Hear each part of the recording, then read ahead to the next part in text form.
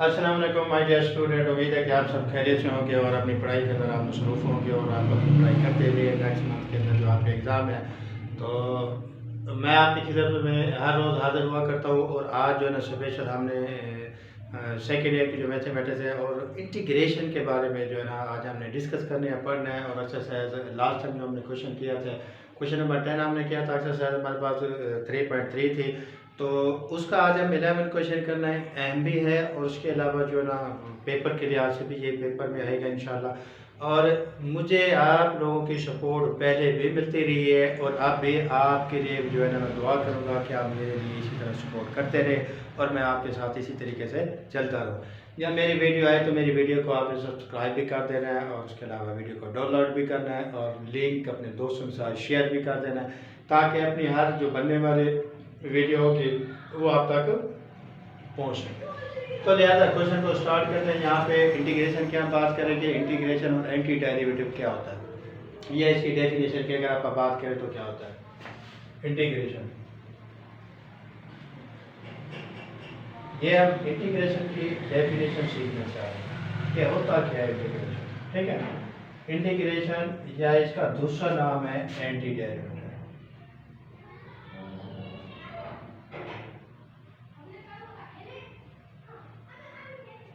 ठीक है। दूसरा नाम इसका क्या है, एंटी डेरिवेटिव, यानी डेरिवेटिव का उलट, ठीक है जी।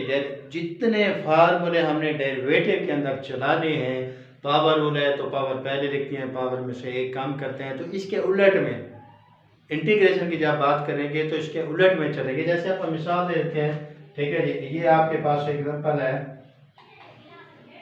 डेरिवेटिव अगर हम किसी पावर रूल का ले रहे हैं, ये 3 है आपके पास, ठीक है ना। ये आपके पास पावर पहले पावर में से एक कम हो जाएगा, ठीक है जी। अगर आप इसको मजीद आगे लिखें तो ये हो जाएगा। ये हमने डी ओवर डी एक्स आपको पता है डेरिवेटिव है, डी का मतलब डेरिवेटिव होता है, नीचे वाला एक्स का मतलब डेरिवेटिव विद रिस्पेक्ट, जहाँ पे फंक्शन एक्स है तो फर्दर जब लेंगे तो ये 1 आएगा।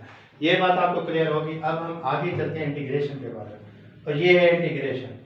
अगर हम इस फंक्शन का इंटीग्रेशन लेते हैं तो ये आपके पास जो डी एक्स आया हुआ है, ये इस इंटीग्रल साइन, ये इंटीग्रल साइन है, ये डी एक्स इसके लिए आया हुआ है, ठीक है।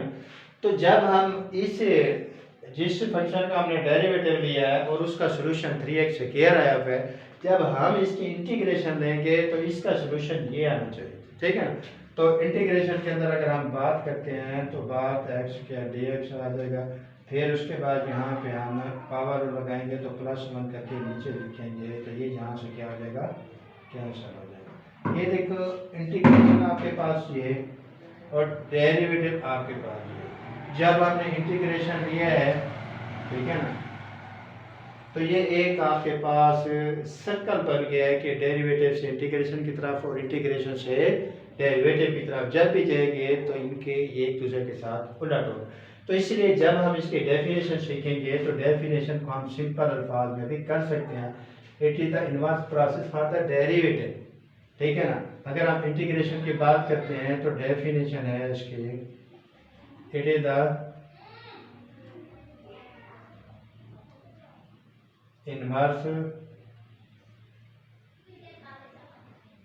प्रोसेस फॉर द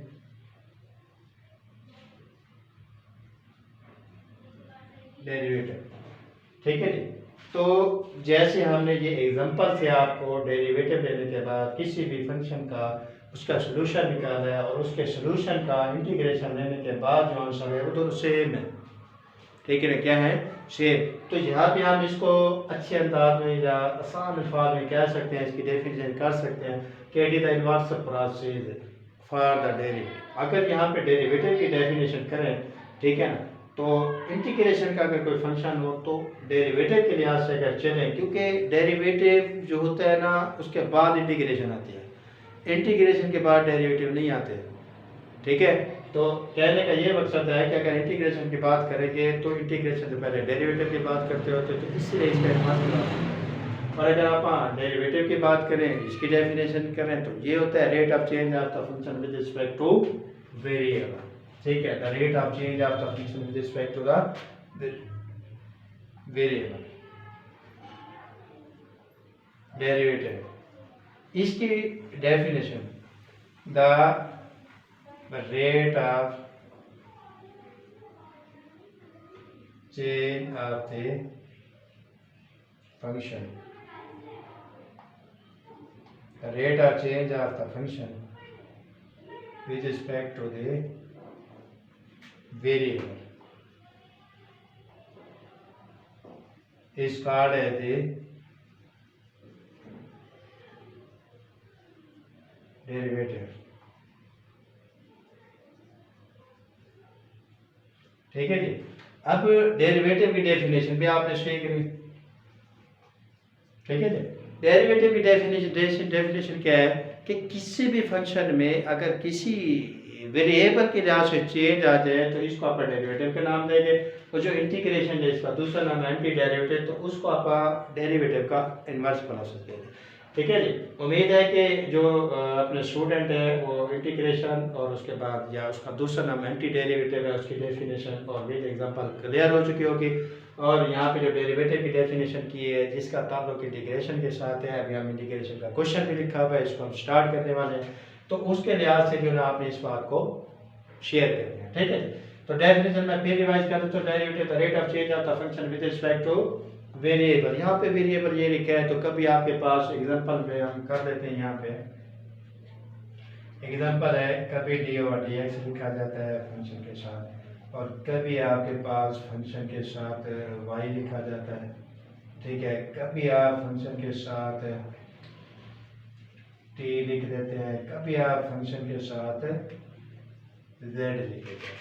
अब ये जो नीचे आपके पास नजर आ रहे हैं x के लिहाज से, y के लिहाज से, t के लिहाज से, z के लिहाज से, एनीथिंग एनी वेरिएबल, तो उन सारों के लिहाज से जब डिफरेंट चेंज आ रही है, इसलिए हम यहाँ पे बात करेंगे। ठीक है। With respect to the variable, with respect to the variable, तो वेरिएबल के लिहाज से जो चेंज आएगी, ठीक है, उसको आप नाम देंगे डेरिवेटिव का। तो उम्मीद करता हूँ कि डेरिवेटिव भी आपको क्लियर हो चुका होगा, इंटीग्रेशन भी क्लियर हो चुकी होगी, एग्जाम्पल भी क्लियर हो चुकी होगी, और यहाँ पे हमने ये बात किया वो भी क्लियर हो चुकी है। और लेक्चर स्टार्ट करने से, क्वेश्चन स्टार्ट करने से पहले मेरी आपसे रिक्वेस्ट है कि अपने चैनल का जो नाम है वो मैथमेटिक्स लेक्चर पार्ट के नाम से है। मैं यहाँ पे लिख रहा हूँ जो मेरे स्टूडेंट न्यू है, ठीक है ना, उनको ढूंढने में ये आसानी है। मैथमेटिक्स लेक्चर पार्ट, तो यहाँ पे आपने स्पेस देनी है, बाकी आपने सारे वर्ड छोटे लिखने हैं। जब आप इसको सर्च मारोगे तो अपना चैनल का नाम आ जाएगा जिसके अंदर हम मैथमेटिक्स के साथ जो ना टच रहते हैं, उसके लेक्चर को डिलीवर करते हैं, डिलीवर करने के बाद आपके साथ शेयर करते हैं, तो ये आपको ढूंढने के अंदर आसानी रहे। तो एक्सरसाइज का नाम भी लिख दिया जाता है, टॉपिक का नाम लिख दिया जाता है, और लिंक भी साथ डाले जाते हैं। और इसके साथ फेसबुक के ऊपर भी अपना पेज बना हुआ है, वहाँ पे जाके आप इजीली कर सकते हो। ठीक है ना। और इसके साथ जो ना ट्विटर पे भी हमने सेंड कर रखा है, उसमें भी लिंक हमने भेजा हुआ होता है, वहाँ से भी आप इसको, ठीक है ना, आसानी के साथ मैथमेटिक्स लेक्चर पार्ट तक पहुँच सकते हैं। तो पहले भी आप लोगों ने मुझे सपोर्ट किया है, और मेरे जो सब्सक्राइबर है, ठीक है ना, वो 500 क्रॉस हो रही है, और उसके अलावा जो है ना जो मेरा वाइट टाइम है वो भी तकरीबन 300 एंड क्रॉस हो गया है, और उसके अलावा जो व्यूज़ है वो तो आप दोस्तों की जो है ना मोहब्बत है, शफ़क़त है, जो अपने लेक्चर को देखते हैं और उसके बाद उसके जो कमेंट्स करते हैं। अच्छा, कमेंट्स के अंदर मुझे बात याद आ गई, एक स्टूडेंट ने कमेंट्स किया हुआ था कि sir integration it is very difficult subject, difficult topic, you please discuss on integration. तो वो उसका जब मैसेज मैंने पढ़ा तो मुझे जो है ना उसमें एक्सरसाइज भी लिखी हुई थी, और उसके बाद जो है ना उसमें क्वेश्चन भी लिखा हुआ था, और ये आज का क्वेश्चन हमने उसी बच्चा की जो है फरमाइश पे हम ये स्टार्ट कर रहे हैं, समझा रहे हैं आपको। तो उस स्टार्ट करने से पहले जो थोड़ा सा बेसिकली जो उसके अंदर बातें थी इंटीग्रेशन और डेरिवेटिव की विद एग्जांपल, वो हमने डिस्कस आपके साथ कर ली है। तो इसके बाद हम लेक्चर को बाकायदा से स्टार्ट करते हैं, तो आप हमारे साथ रहिएगा। ठीक है, किसी जगह जाने की ज़रूरत नहीं है, ये भी हम इसको रेस कर देते हैं, और उसके बाद ठीक है ना इसके एग्जाम्पल भी रेस करते हैं, सारे बोर्ड को क्लियर करते हैं, और फिर हम क्वेश्चन को स्टार्ट करते हैं। ठीक है ना। डेरिवेटिव इंटीग्रेशन के फार्मूले हमने पहले भी कुछ डिस्कस किए हुए हैं, और अगर कोई नया फार्मूला आता है तो हम उसको भी डिस्कस करेंगे। आप हमारे साथ रहिएगा, जाना नहीं है। तो फर्स्ट स्टेप हम यहाँ पे लिख लेते हैं सपोज का। सबसे पहले हम यहाँ पे इसको आई के बराबर लिख लेते हैं, यहाँ पे 1 प्लस एक्स क्या लिखते हैं और टेन इनवर्स एक्स लिख देते हैं, डी एफ एक्स लिख देते हैं, फंक्शन 1 का नाम क्या देते हैं इसको।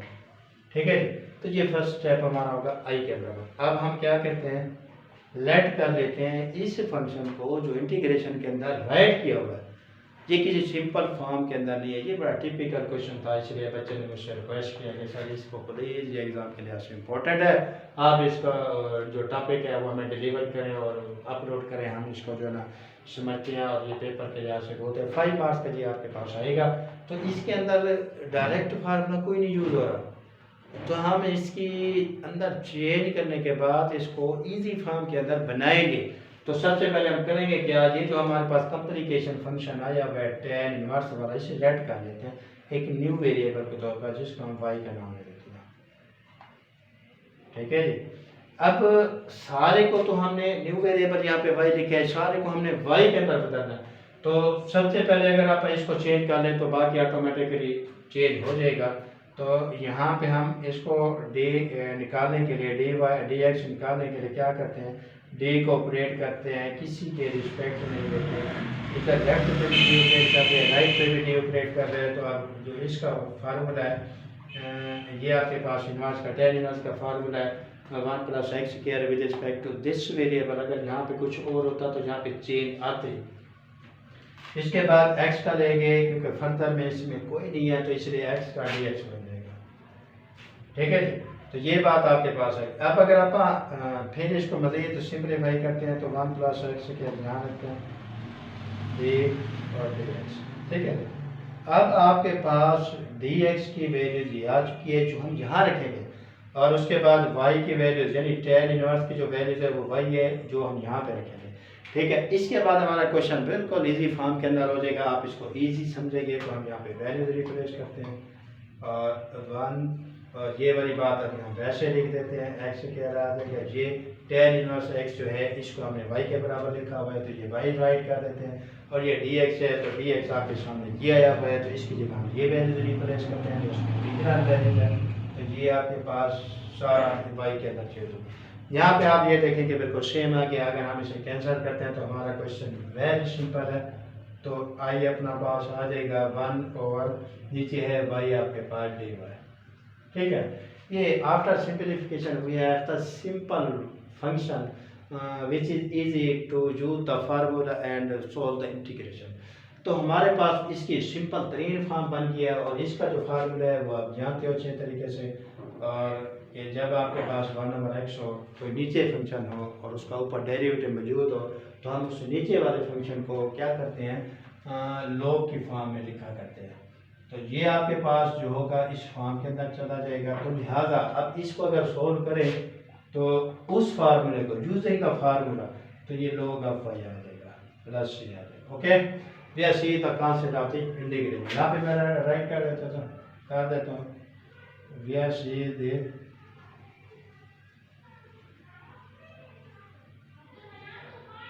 कांस्टेंट ऑफ द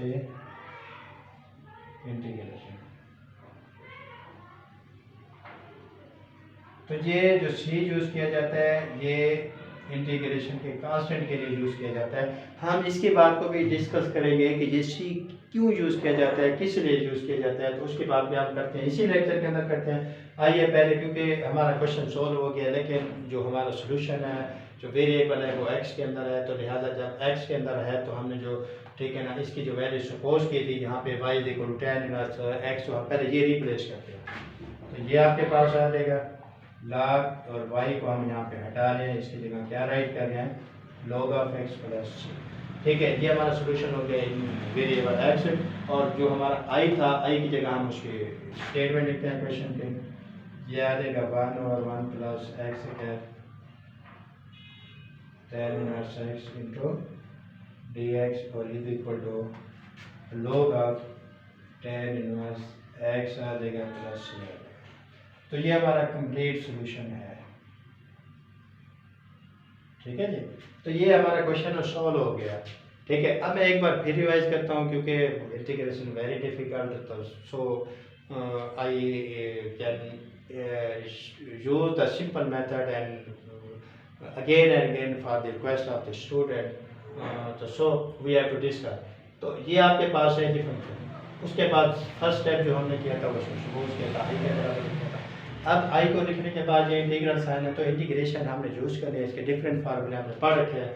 तो इस डिफरेंट फार्मूले के अंदर जो tan इनवर्स एक्स आया हुआ है, ठीक है जी, इसको अगर कोई इजी फॉर्म नहीं है, अगर हम इसे सपोज कर लें, सपोज इसको भी कर सकते हैं लेकिन ये शेप बनना मुश्किल है, ठीक है ना, तो इसके अंदर इसको ले जाना मुश्किल है।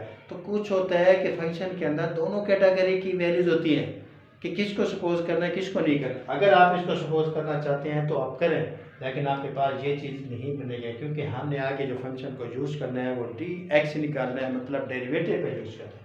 तो डेरिवेटिव पे यूज़ करने के लिए हमें डी एक्स चाहिए, तो इसके लिए आप इसको सपोज करें तो ये चीज़ नहीं बनेगी। अगर कहो तो मैं यहाँ पे करके दिखा देता हूँ, नहीं तो आप इसको कोशिश करें, फिर अगर समझना है तो फिर मेरे साथ डिस्कस करें। तो हम इसको अगर सपोज करें तो ये चीज़ नहीं बनती, अगर इसको सपोज करें तो ये चीज़ बन जाती है।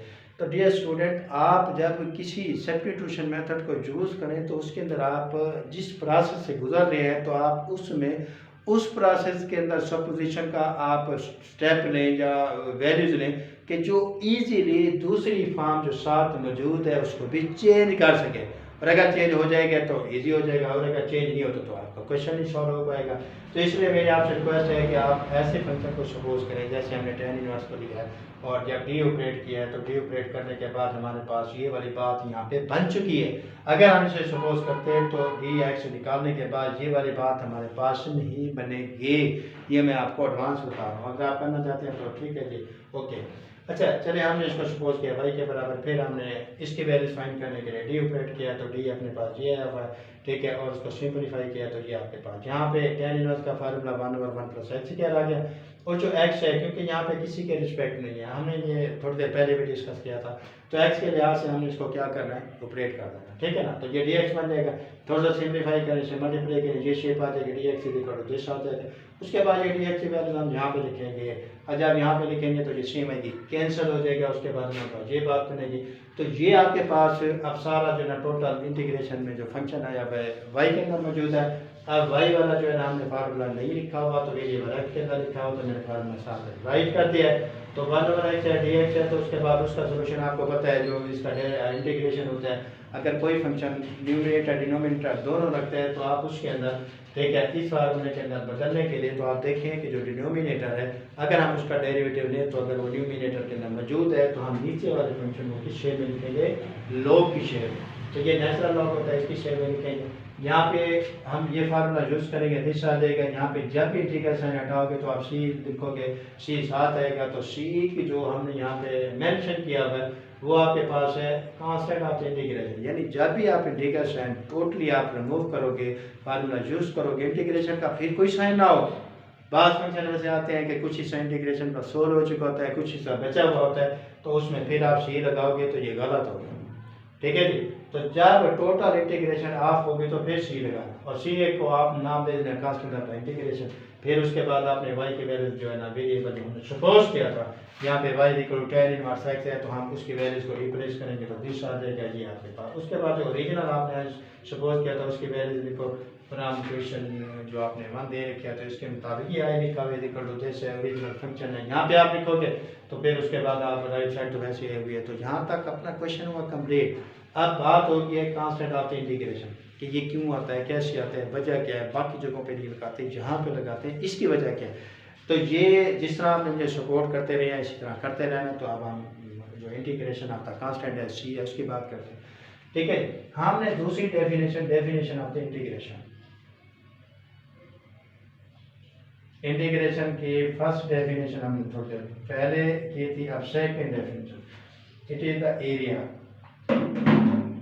It is the area under the curve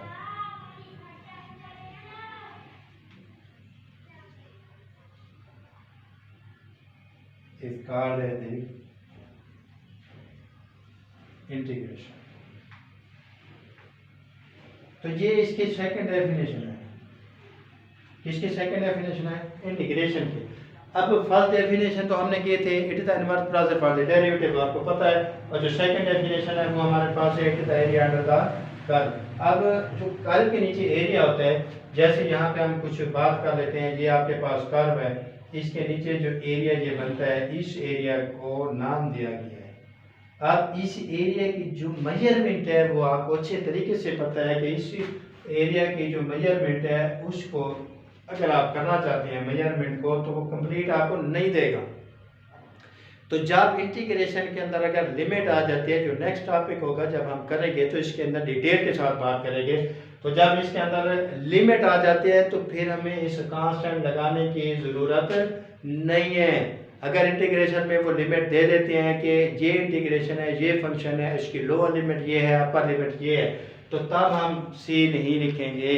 तो सी कब लिखा जाएगा? जब ये इंटीग्रेशन आपके पास आ रहा है, इसकी लिमिट नहीं है, इसकी कोई बाउंड्री नहीं है, इसकी कोई हद नहीं है, तो तब हम सी लिखा करेंगे, क्योंकि ये एरिया की भी मैच करता है और एरिया जो होता है कर्व का होता है वो ज़रा निकालना मुश्किल होता है। तो इसलिए यहाँ पे जो ना हम उस एरर को रिमूव करने के लिए जो ना सी लगाते होते हैं। और अगर सपोज हमारे पास इसकी जो ना लिमिट आ जाती है तो लिमिट के वैल्यू रिप्लेस होते, वहाँ पे आपके पास सी निकला था, सी की वैल्यू वहाँ पे डालते और ये आपके पास एक्यूरेट एरिया निकलता, क्योंकि डेफिनेशन आपके पास इंटीग्रेशन किया है वो यही शो हो रहा है कि it is the area under the curve. अब एरिया है लेकिन कर्व के नीचे है, कर्व के अंडर है, तो कर्व का जो एरिया फाइंड करते हैं ये हमारे पास स्क्वायर नहीं है, रेक्टेंगल नहीं है, सर्कल नहीं है। अगर हमारे पास ये स्क्वायर होता, ठीक है जी, ये हमारे पास रेक्टेंगल होता, ये हमारे पास सर्कल होता, ये हमारे पास ट्रायंगल होता, ठीक है, इनके एरिया निकालने इजी हैं, इनके अपने